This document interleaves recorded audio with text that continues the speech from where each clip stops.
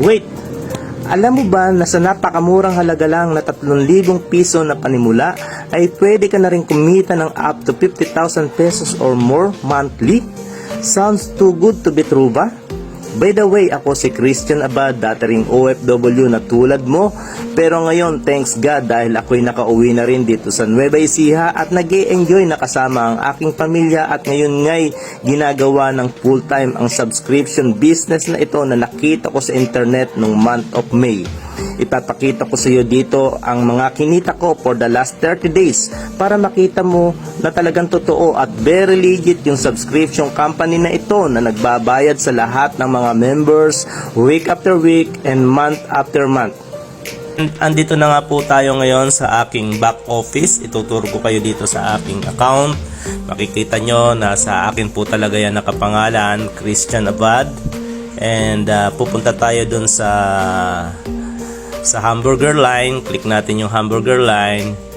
Yan. Click natin. Then punta tayo sa my earnings. Yan. Tour ko kayo dito sa aking earnings. Click natin. Ayan. So, scroll down lang natin. Ayan po, para makita nyo po. Ayan. Ayan lang ang papakita ko po sa inyo po. Yung naging income ko po nung for the last sa last 30 days. Mula nung October 12 hanggang November 9. Yung, ano bang day tayo ngayon? November 12, diba? So, ngayon ay 30 days po ito. So, huling 30 days po yung papakita ko sa inyong income. And, ayan nga po, makikita nyo po na nung October 12, kumita tayo ng $190. US dollar po ang income dito. October 19, $135. October 26, $140. November 2, $71.5. November 2 uli, $352.35 and November 9, $63. And kung ito total po natin to, pumapatak ng $952.35 US dollar.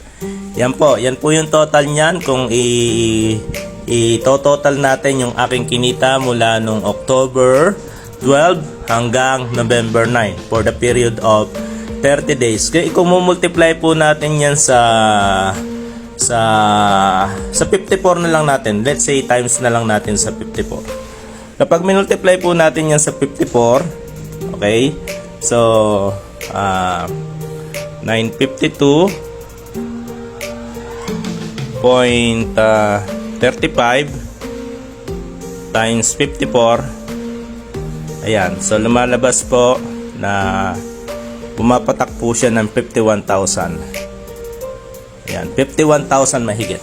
So ito po yung katibayan na talagang dito sa subscription business na to, sa subscription company, ay yung halagang 3,000 piso na pinuhunan mo ay pwede kang kumita ng 50,000 pesos.